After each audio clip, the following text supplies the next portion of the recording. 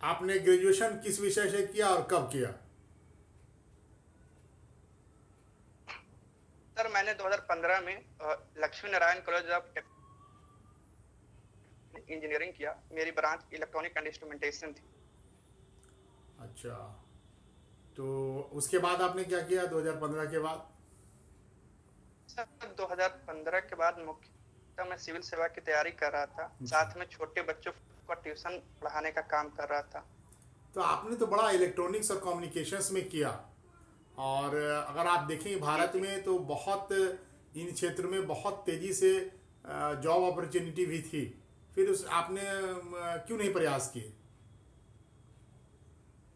Sir मैं engineering करने के दौरान ही मुझे ये लगा कि मैं सर अगर सिविल सेवा की तैयारी करता हूँ तो ज़्यादा लोगों से जुड़ पाऊंगा, और इसमें मेरी रुचि भी थी।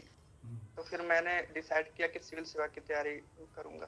अच्छा, तो सिविल सेवा की तैयारी में क्या आपने यूपीएससी भी दिया? जी मैंने यूपीएससी भी दिया सर। वहाँ कौन सा विषय रखा? सर मैंने ऑप्शनल हिंदी लिटरेचर रखा वहाँ भी और बीपीएससी में भी। अच्छा, तो आपने इस हिंदी साहित्य की ओर आपका रुझान क्यों हुआ? चूंकि सिविल सेवा में और बीपीएससी में खासकर इलेक्ट्रॉनिक एंड इंस्ट्रूमेंटेशन विकल्प में नहीं दिया गया था, तो जो भी विकल्प दिए गए उसमें मैंने सिलेबस देखा तो हिंदी साहित्य मुझे ज्यादा रुचिकर लगा था, अच्छा, और मुझे वो बहुत पसंद है हिंदी साहित्य, इसलिए मैंने ऑप्शनल के रूप में हिंदी साहित्य लिया। अच्छा, ये हिंदी साहित्य, अगर मैं कहूँ कि हिंदी साहित्य प्रशासन में क्या भूमिका निभा सकता है? सर हिंदी साहित्य के बारे में कहा जाता है कि साहित्य समाज का दर्पण होता है, अर्थात समाज में जो भी व्याप्त समस्याएं हैं, जो भी कुरीतियां हैं, उसका साहित्य जो है उल्लेख करता है। और साथ ही साहित्य जो है मनुष्य को संवेदनशील बनाता है और नेतृत्व क्षमता भी प्रदान करता है, और निष्पक्षता भी मतलब प्रदान करता है साहित्य पढ़ने से। तो मुझे ऐसा लगता है, उदाहरण के लिए सर अगर कोई व्यक्ति गोदान पढ़ता है तो किसको उसकी समस्याएं, पूंजीपतियों का शोषण बहुत अधिक अच्छे तरह से समझ सकता है। तो फिर ये साहित्य जो है प्रशासन में अच्छा खासा योगदान दे सकता है।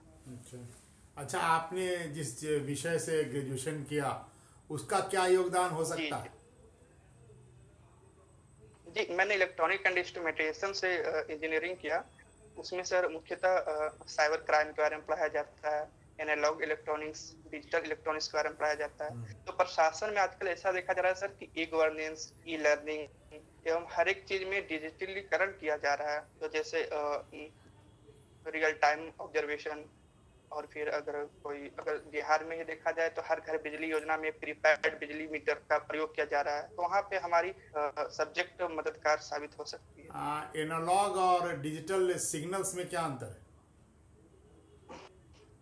जी सर एनालॉग और डिजिटल सिग्नल में मुख्य अंतर यह है कि एनालॉग सिग्नल जो होते हैं कंटिन्यूअस होते हैं, और डिजिटल जो होते हैं बहुत डिस्क्रीट होते हैं, 0 और 1 के फॉर्म में। और दूसरे शब्दों में भी कह सकते हैं कि डिजिटल सिग्नल जो होते हैं ज्यादा आधुनिक और ज्यादा डिस्क्राइब या फिर ज्यादा करेक्ट होते हैं, ज्यादा सही रिजल्ट देते हैं। लॉजिक गेट क्या होता है? जी सर लॉजिक गेट में हम ये सीखा जाता है कि 0 1 की हेल्प से किसी भी सर्किट को मतलब कब ऑन करना है, कब ऑफ करना है, किस तरह से सर्किट को बनाना है, जैसे or gate, and gate, NAND gate, ये सब सिखाया जाता है। अच्छा, सेमी कंडक्टर क्या होता है बता सकते हैं?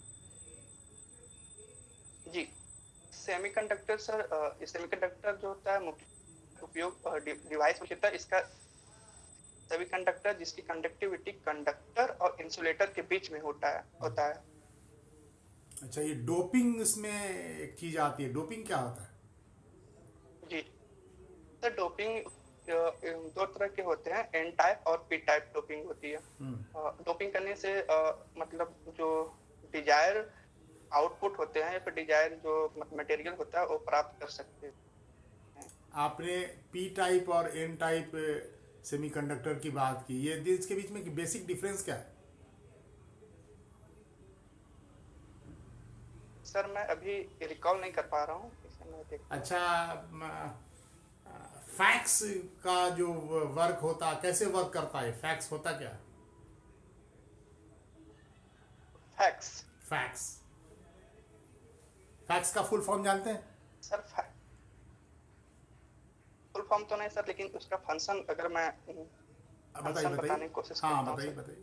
फेसिमाइल जेरोक्स कहते हैं इसको। फैक्स में जी जी जी जी फैक्स में सर मेनली जो इंफॉर्मेशन होते हैं उसको कोडिंग के रूप में भेजा जाता है, और फिर उसको वहाँ जो रिसीवर होते हैं वहाँ पे कोडिंग को डिकोड किया जाता है, और जो भी उसको उपयोग करता है उन्हें दिया जाता है।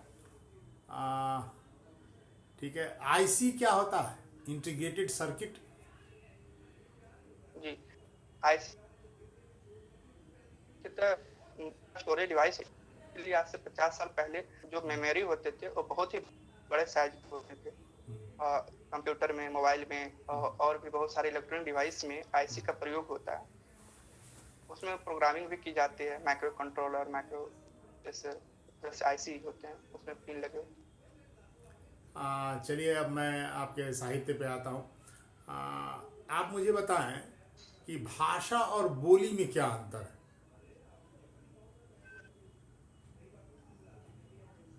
सर, भाषा जो होते हैं औपचारिक होते हैं, इन्हें के क्षेत्र में बोला जाता है और इसे मान्यता नहीं दी जाती।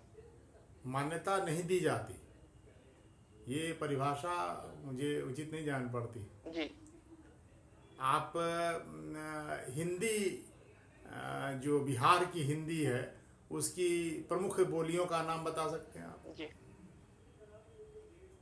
जी सर, बिहार में मुख्यतः 3 बोली बोले जाते हैं।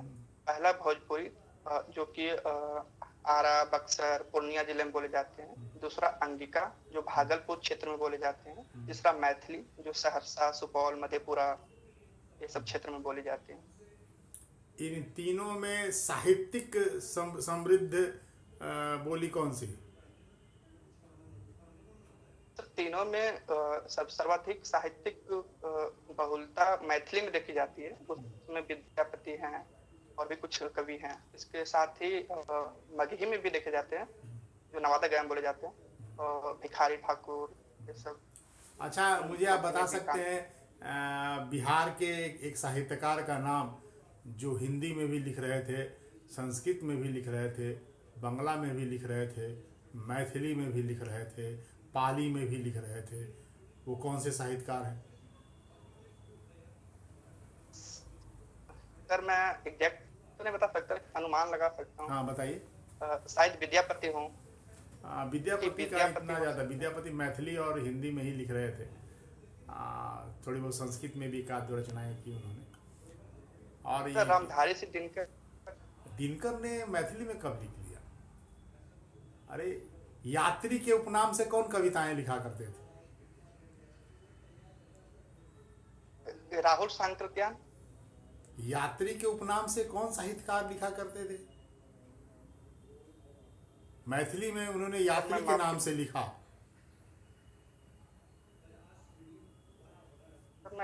और बिहार के महत्वपूर्ण आंचलिक उपन्यासकार में उनका नाम आता है। जी, फणीश्वरनाथ रेणु जी, जिन्होंने मैलाचल लिखा। अरे पूर्णिया जिले के थे वो। बलचनमा किसका लिखा हुआ है? वैद्यनाथ मिश्र का नाम सुने हैं? जी जी, वैद्यनाथ मिश्र का नाम सुना। कौन है वैद्यनाथ मिश्र? उनका प्रचलित नाम क्या है?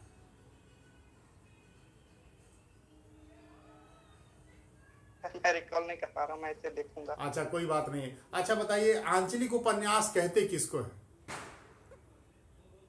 सर, आंचलिक उपन्यास मुख्यतः जो होते हैं जो क्षेत्रीय भाषा में लिखे जाते हैं, और एक विशेष भौगोलिक स्थिति में जो वहाँ की समस्याएं हैं उसको ध्यान करके लिखे जाते हैं। इसमें कोई नायक या नायिका नहीं होती। वहाँ की जो समस्या होती है, वहाँ की जो परिस्थिति होती है, वही उस उपन्यास या फिर रचना के नायक और मुख्य विषय वस्तु होते हैं। अच्छा, आप पूरे हिंदी के कालखंडों को देखें, आदिकाल, भक्ति काल, रीत काल, आधुनिक काल, इन चारों कालों में आप सबसे सहज किस काल में महसूस करते हैं? सर चारों काल का अपना अपना योगदान रहा है, लेकिन नहीं, मुझे आप छायावाद जो है आपका आप सहज किस में?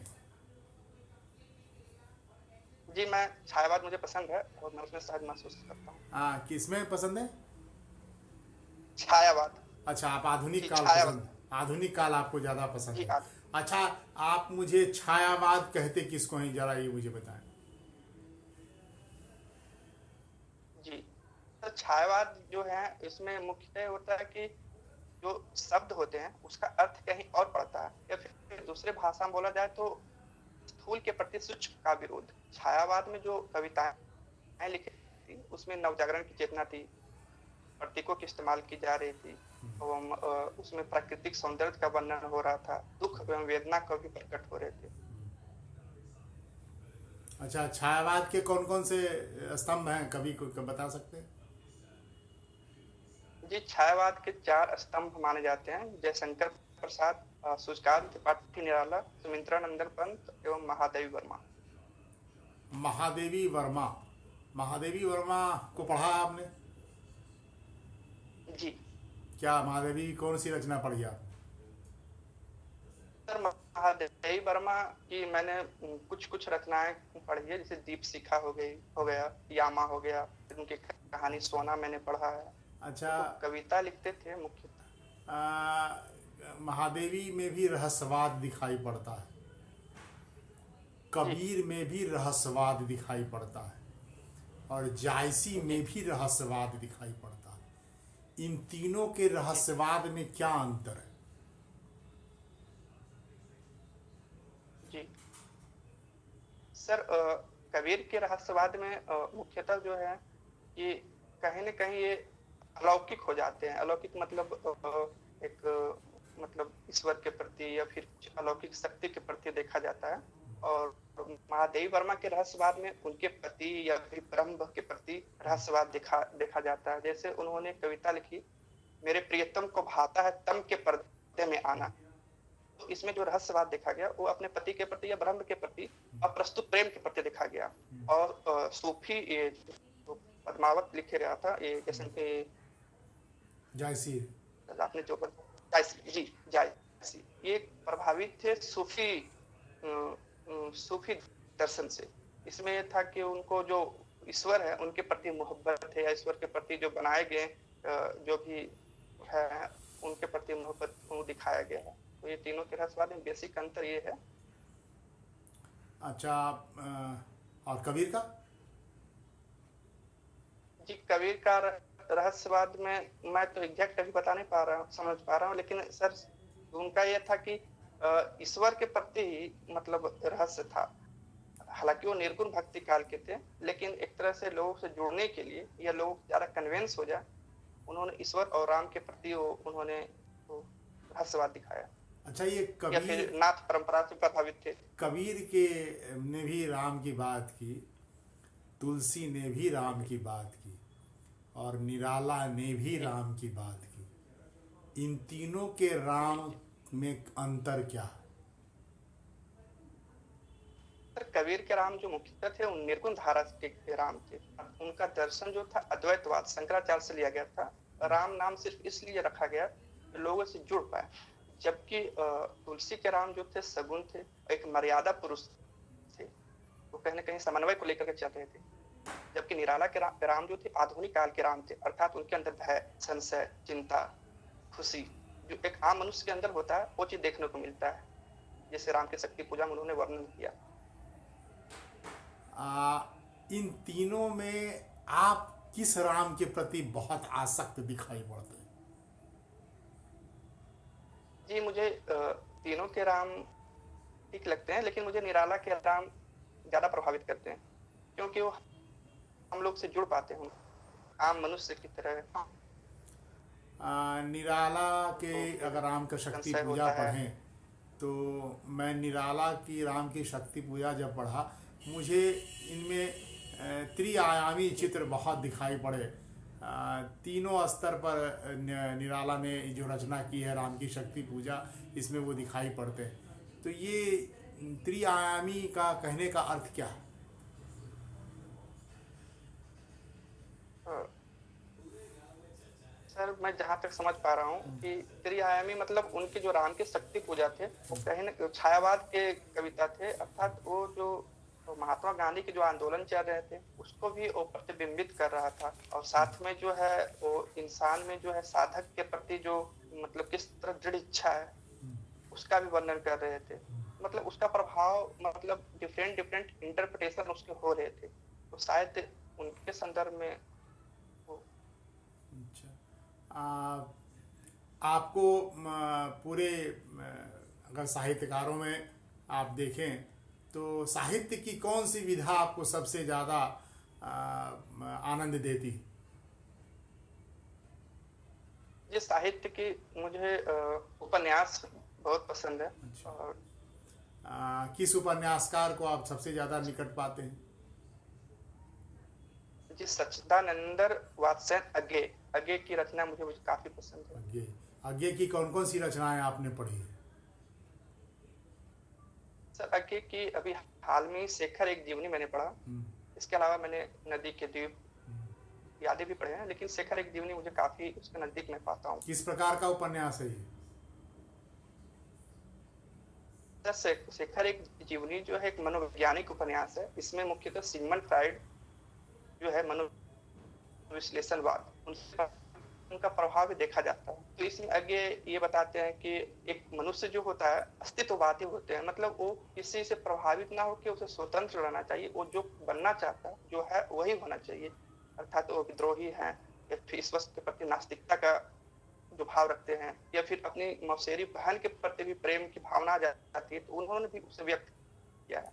अच्छा, ये जब अज्ञे को की शेखर एक जीवनी पढ़ते हैं कई स्थानों पर दिखाई पड़ता है कि शेखर एक जीवनी का जो शेखर है वो अज्ञेय ही है। जी ये किस आधार पर कहा जाता है?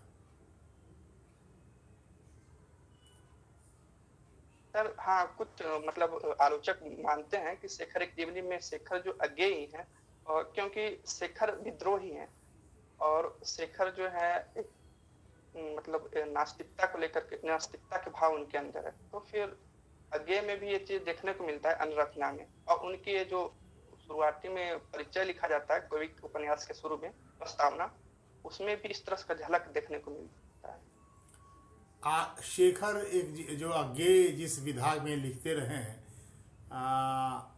जी इसी प्रकार के उपन्यासों को लिखने में इसके बाद के साहित्यकारों में मनु भंडारी का नाम आता है। जी पढ़ा है आपने मनु भंडारी को? जी मैंने मनु भंडारी की लगभग सारी रचनाएं पढ़ी है। क्या पढ़ा है मनु भंडारी? जैसे महाभोज, उनकी उपन्यास महाभोज, आपका बंटी, और भी उपन्यास। आपका बंटी का कथ्य क्या है? सर आपका बंटी में मुख्यतः यह सारांश है कि अगर पति पत्नी के बीच डिवोर्स या तलाक हो जाते हैं तो उसका प्रभाव बच्चों पे किस तरह पड़ता है, तो बच्चे के बाल मनोविज्ञान पे क्या प्रभाव देखने को मिलता है, वो चीज उसमें बहुत अच्छा चित्रण किया गया है। अच्छा, उपन्यास की जो विधा है आपको बहुत अच्छी लगती है। आपकी हॉबी क्या है, जरा ये भी मैं जानूं। सर हॉबी मुख्यतः मुझे संगीत सुनना, खासकर सूफी संगीत, गजल सुनना एवं छोटे बच्चों को पढ़ाना मैं फ्री टाइम में ही करता हूँ। किस प्रकार के संगीत सुनते हैं आप? संगीत में सूफी संगीत, गजल सुनता हूँ। अच्छा, सूफी संगीत की आपने बात की। मैं 2 लाइन दे रहा हूँ आपको, आप मुझे इसका अर्थ समझाइए। लागा चुनरी में दाग छुपाऊं कैसे, घर जाऊं कैसे। सुना होगा आपने, मन्ना डे का गाना है। जी जी इसमें कौन सा दर्शन छुपा है? जी सर इसमें दर्शन तो मैं ध्यान नहीं कर पा रहा हूँ, लेकिन इसका अर्थ मैं ये इस तरह से इंटरप्रेट कर सकता हूँ कि लगा चुनरी में दाग छिपाऊं कैसे, या फिर जिस अगर ईश्वर की भक्ति या उससे प्रेम अगर हो जाती है तो मैं अपने आप को उस चीज को मतलब छिपा नहीं सकता हूँ, वो चीज मेरे अंदर वो मस्ती की भावना दिखेगी। यह वो शायद हो दुनिया सकता मोरे बाबुल का घर, ये दुनिया ससुराल, यहाँ जाके है। जी बाबुल से नजरें मिलाऊं कैसे, घर जाऊं कैसे, लागा चुनरी में दाग। अब आप बताइए इसका अर्थ। सर, इसका अर्थ ये हो सकता है कि अगर मनुष्य जो धरती पे है, या हम लोग जो है, ये एक तरह से ससुर, ये जो है मायके बोल सकते हैं। तो दुनिया, असली दुनिया कुछ और है, जो मतलब जो कबीर भी मानते थे, ये दुनिया टेम्पोररी है, ऐसा कुछ। अच्छा, और कौन सा गाना आपके लिए बहुत प्रिय है? आपने सूफीज़्म का बात की है, सूफी गाने आपके बहुत पसंद हैं, तो कौन से सूफी गाने आपको बहुत ज़्यादा अच्छे लगे? सर, मैं आबिदा परवीन को सुनता हूँ, और फिर इसके अलावा उनकी कुछ गज़ल बता सकते हैं? राहत फतेह जी, उनकी संगीत सर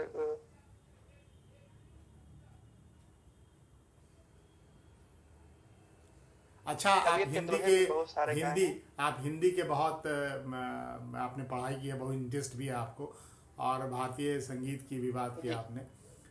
बिहार के साहित्यकार फणीश्वर नाथ रेणु का भी नाम लिया आपने, तो मैं फणीश्वर नाथ रेणु, उनके उपन्यास, हिंदी साहित्य और हिंदी के गीत, मैं जी सब आपको जोड़ करके कोई गाना आपको पता है?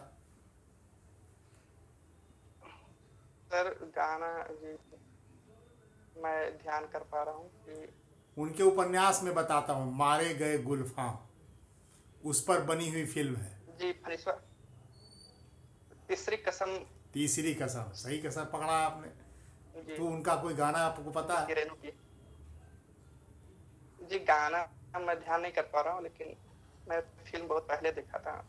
अच्छा, कोई बात नहीं। अच्छा, अगर संगीत के रूप में देखें तो बिहार के एक और बड़े रचनाकार हुए, जिन्हों गीतों का राजकुमार भी कहा जाता है। उन्होंने 300 से ऊपर हिंदी फिल्मों के गाने लिखे। कौन है वे व्यक्ति?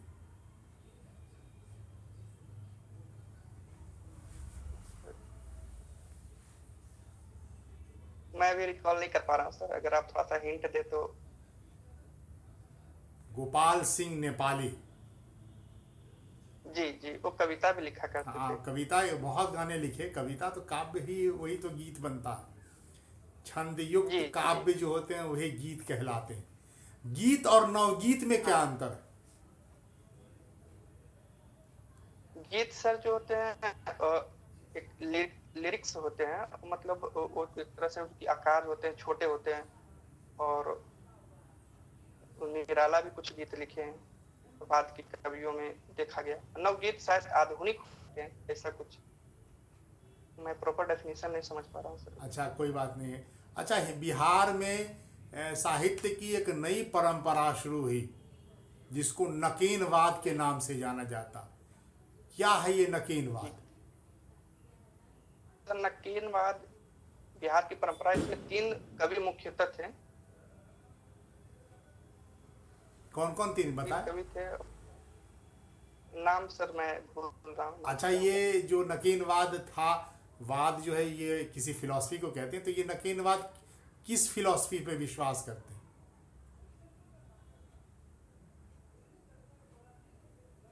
सर, मैं रिकॉल नहीं कर पा रहा हूँ, अच्छा, मैं कोई देखूंगा बात नहीं। सर। और मैं साहित्य में ही आपसे पूछूं, या फिर मैं किसी अन्य विषय पर आऊं? सर पेपर पढ़ते हैं? जी, मैं पेपर कौन पढ़ता हूँ सा डेली। पेपर पढ़ते हैं? जी, मैं हिंदुस्तान पढ़ता हूँ।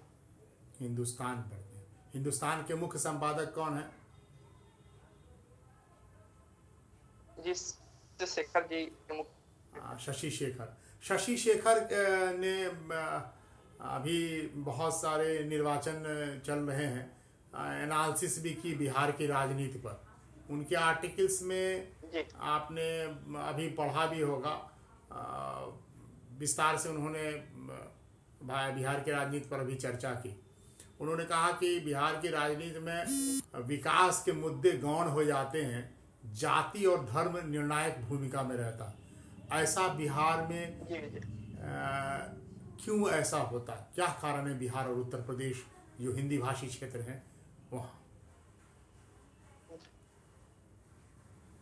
जी, उनकी मैंने आज लेख में हेडिंग पढ़ा था कि बिहार की राजनीति पूरे भारत को प्रभावित करेगा, और उसमें राजनीतिकरण में जातिवाद की भूमिका को उन्होंने बताया। उसमें मुख्यतः यह था कि जातिवाद तो सर पूरे भारत में है, लेकिन बिहार और यूपी में ज्यादा देखने को मिलता है। और ये 1990 की बात, इसमें जो है शिक्षा एवं जो है लोक लुभावने जो वादे किए जाते हैं उससे लोग प्रभावित हो जाते हैं। कहीं ना कहीं मानसिकता होती है कि हमारे कास्ट के लीडर होंगे तो हमें बाद में हेल्प करेंगे या फिर ज्यादा सही करेंगे।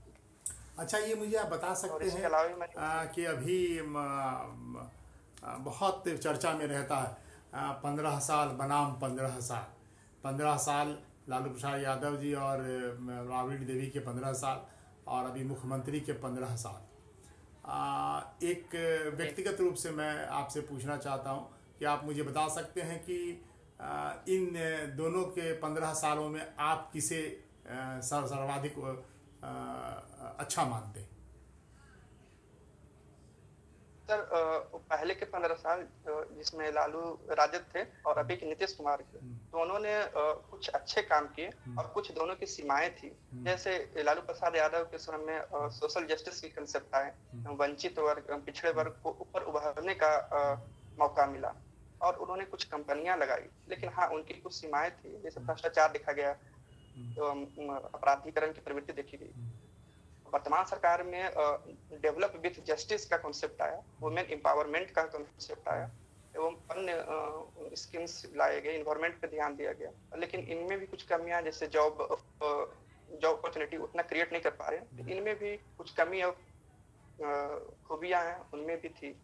तो दोनों की अपनी अपनी है। आप इन दोनों में अगर बेहतर कहें तो किसको मानेंगे? सर दोनों को बेहतर तो मैं किन्हीं एक को नहीं बता सकता, लेकिन हाँ मतलब परसेंटेज में है कि उन्होंने कुछ अच्छा काम किया, कुछ उनकी सीमाएं थी। नीतीश कुमार जी का भी बहुत अच्छा काम किया उन्होंने, इनकी भी कुछ कमियां हैं। अभी कुछ अंतर्राष्ट्रीय एक दो खबर बता सकते हैं? जी, अभी एक दो दिन पहले मैंने एक आर्टिकल में पढ़ा था, उसमें भारत और मिनिस्ट्रियल कॉन्फ्रेंस हुआ, 2+2 बात था। उसमें एक बेका एग्रीमेंट हुआ, बेका समझौता हुआ।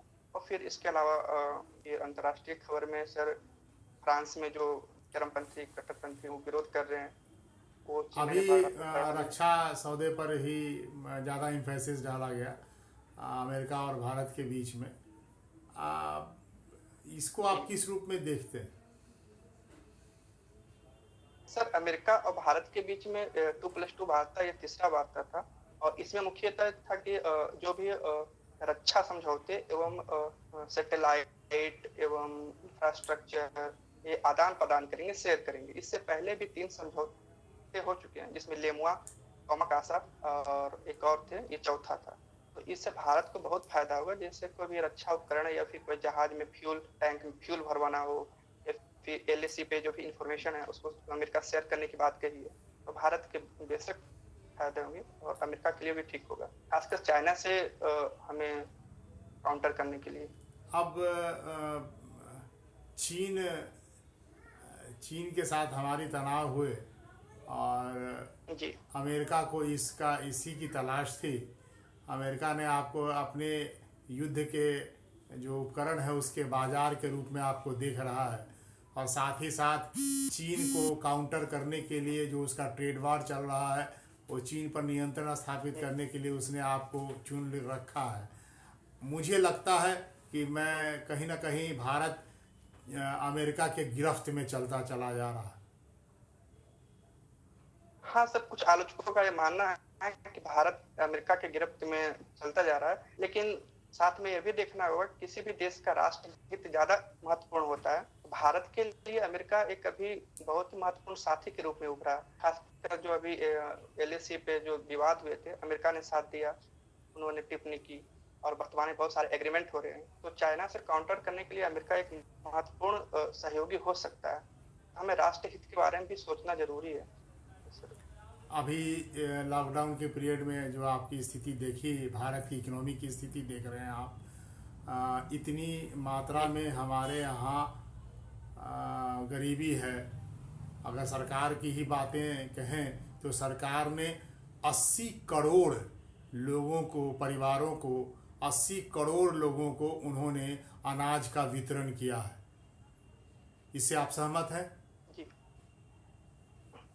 हाँ, सर मैं लॉकडाउन को ऑब्जर्व कर रहा था। सरकार ने कुछ कदम बहुत ही अच्छे उठाए, जैसे प्रधानमंत्री गरीब कल्याण योजना एवं कुछ और स्कीम, जिसके तहत अनाज को कूपन के माध्यम से दिया गया। नहीं, तो मैं ये कह रहा हूँ कि सरकार के इस उद्घोषणा में आप रखते हैं विश्वास की सरकार ने 80 करोड़ लोगों को मुफ्त में अनाज दिया। जी 80 करोड़ लोगों को अनाज, सर मैं ये एग्जैक्ट तो नहीं बता पाऊंगा, नहीं, लेकिन अगर सरकार ने ये कहा कि 80 करोड़ लोगों को मुफ्त में अनाज दिया गया, यानी कि भारत की जनसंख्या 130 करोड़ है, उसमें से 80 करोड़ गरीब हैं। इसका मतलब प्रधानमंत्री गरीब कल्याण योजना है, यानी 80 करोड़ लोग गरीब हैं। उस देश में वर्तमान में रक्षा आयुध पर इतना खर्च करना, क्या आपको नहीं लगता है कि हम लोग गलत नीतियों की ओर जा रहे हैं? जी सर, एक मत यह भी है कि हमारे यहाँ गरीबी बहुत अधिक है, इसके बावजूद मंगलयान, चंद्रयान एवं रक्षा उपकरणों पर इतना खर्च कर रहे हैं। लेकिन राष्ट्र की सुरक्षा एवं अगर हम स्पेस में खर्च कर रहे हैं तो टूरिज्म के लिए भी वो भी एक महत्वपूर्ण भाग है। तो दोनों के बीच में संतुलन बनाकर चलना ही बेहतर नीति होगी। अगर आप देखें कि बिहार को अगर आपको दिमाग में रखना हो, एक प्रशासक के तौर पर आप हैं, बिहार में 5 ऐसी चीज़ें बताएं जिसको आप एक प्रशासक के तौर पर जब पहुंचेंगे तो आप उसको प्राथमिकता प्रदान करेंगे। जी सर, सबसे पहले तो मैं जो प्रशासक के रूप में जो मुझे अथॉरिटी या जो मुझे मेरे दायरे में रहेंगे, उसको मैं ट्रांसपेरेंसी लाने की कोशिश करूंगा, पारदर्शिता लाने की कोशिश करूंगा। इसके लिए मैं डीबीटी एवं इलेक्ट्रॉनिक्स माध्यम का यूज करूंगा। दूसरा, मैं सर लॉ एंड ऑर्डर को मेंटेन करने की कोशिश करूंगा। और तीसरा सर, मैं दिव्यांग महिलाओं के लिए जो स्कीम है उसकी पहुंच को मैं ज़्यादा प्रभावी बनाना चाहूँगा। और चौथा सर, मैं बाल मजदूर एवं अच्छा, ये अभी मुंगेर में भी घटनाएं घटी, मैं योगदान, तो अगर आप रहते लॉ एंड ऑर्डर में रहते और मुंगेर जैसी घटनाएं की पुनरावृत्ति न हो, इसके लिए आप क्या प्रयास कर सकते थे? सर मुंगेर में जो घटना हुई है उसकी तभी फिलहाल जांच हो रही है, लेकिन इस तरह की घटना ना हो इसके लिए मैं किसी भी पर्व त्योहार या फिर जो भी सम्मेलन हो उससे पूर्व मैं वहाँ के जो प्रतिनिधि हैं, जो लीडर हैं, उनसे मैं बात करूंगा। और फिर उनसे जो भी जब जुलूस निकाले या जो निकाले तो उनसे पूर्व मैं व्यवस्था करूंगा कि टाइमिंग प्रॉपर दूंगा। और फिर वहाँ पे कैमरा, ड्रोन कैमरा का इस्तेमाल करूंगा। और फिर उनसे बोलूंगा कि आप समय पे या फिर अनुशासन में रहें, नहीं तो उसके जो भी कंसिक्वेंसेस होंगे उसके लिए आप जिम्मेदार होंगे। साथ में मैं अभी जो घटना घटी है इसमें कहीं लगता है कि प्रशासनिक चूक हो गई? जी सर, ये तो पूरी अभी जांच होने के बावजूद, जांच होने के बाद पता चलेगा। लेकिन मुझे ऐसा लगता है कि जिस तरह से बल का प्रयोग किया गया है मुंगेर में, इतना अधिक बल का प्रयोग किया जाना कहीं ना कहीं प्रशासन में थोड़ी कमी जरूर दिखती है। लेकिन फिर भी मैं कहूँगा कि जांच होने के बाद पता चलेगा कि क्या वास्तविक मुद्दा था। अच्छा, आपने अभी बताया कि आपके कार्यों में प्राथमिकता रहेगी कि बाल कल्याण और महिला के संबंध में जो योजनाएं चल रही हैं वो निचले स्तर तक पहुँचे, आप इसको क्रियान्वित करेंगे और अच्छे ढंग से, प्रभावी ढंग से। आप किसी अनुमंडल में अनुमंडलाधिकारी हैं, एसडीएम हैं, आपने किसी गांव में जांच की और जहां आपने आंगनबाड़ी योजना में बहुत बड़ी अनियमितता पाई और जी जी वैसी स्थिति में आपने उनके खिलाफ रिपोर्ट तैयार की। ये बातें जिलाधिकारी महोदय तक पहुंची। जिलाधिकारी महोदय ने आपको फ़ोन किया कि तुम्हारे सामने बहुत सारे कार्य थे, मैंने ये काम कहा था, मैंने ये काम कहा था, और आप बैठ कर के इन सब कामों में क्यों चले गए हो। ठीक है, छोड़ो उसको, रखो अपने पास और अभी इन सब कामों पर ध्यान दो जो मैंने जांच के लिए दिया है आपको। ऐसी स्थिति में यानी कि आपको उन्होंने रिपोर्ट करने से मना कर दिया। आप वैसी स्थिति में क्या करेंगे? जी सर, मैं तो सर्वप्रथम मैं वही काम करूंगा जो मेरे दायरे, जो मेरे अथॉरिटी में। अगर आंगनवाड़ी या फिर स्वयं सेविका या फिर सीडीपीओ में कुछ अवैध या फिर कुछ भ्रष्टाचार के मुद्दे देखने को मिलते हैं और मेरे दायरे के अंदर है, तो फिर मैं जिला अधिकारी को सूचित करूंगा। नहीं, आपके दायरे में उनको जी मेरे दायरे में है, तो मैं जरूर उनको जिलाधिकारी को बताऊंगी सर ये जो हो रहा है सही नहीं है और इसके लिए। लेकिन उनका इंटरेस्ट नहीं है। सीडीपीओ के साथ उनके अच्छे रिलेशनशिप हैं और उन्होंने आपको डांट दिया कि इनके खिलाफ तुमने कोई चीज नहीं लिखोगे, तो फिर आप क्या करोगे? जी सर, मैं जिलाधिकारी या फिर सीडीपीओ हैं, उनसे मैं या फिर उनसे सीनियर जो ऑफिसर्स है उनसे उनको मैं सूचित करूंगा या फिर इनको बोलूंगा कि आप जो कर रहे हैं। आप सीनियर तो उस जिले में डीएम से सीनियर कोई नहीं हो सकता और डीएम ने आपको कहा है। जी सर, अगर फिर भी भ्रष्टाचार की चीजें देखी जा रही है तो मैं उनसे लिखित मांगूंगा कि आप ये चीज के जो भी कॉन्सिक्वेंसेस होंगे, जो भी प्रभाव होंगे, इसके लिए आप जिम्मेदार होंगे सर। मैंने जो तो आप डीएम को लिखेंगे कि आप जिम्मेदार होंगे, ये लिख सकते हैं क्या आप? ये तो सर्विस कोड के विरुद्ध हो जाए। जी हाँ, अगर मुझे जांच करने के लिए मिलेगा तो जो सही इन्फॉर्मेशन है ग्राउंड लेवल पे मैं उनको दूंगा। फिर भी वो नहीं मानेंगे तो फिर मैं तो उनसे बोलूंगा कि सर अगर आप जो कर रहे हैं, मतलब करने के लिए बोल रहे हैं, उसके लिए आप मुझे लिखित जानकारी दीजिए। चलिए, मैं आपका साक्षात्कार समाप्त करता हूँ दीपक, और जो फीडबैक है मैं जल्दी से देता हूँ, फिर समय भी समाप्त हो रहा है।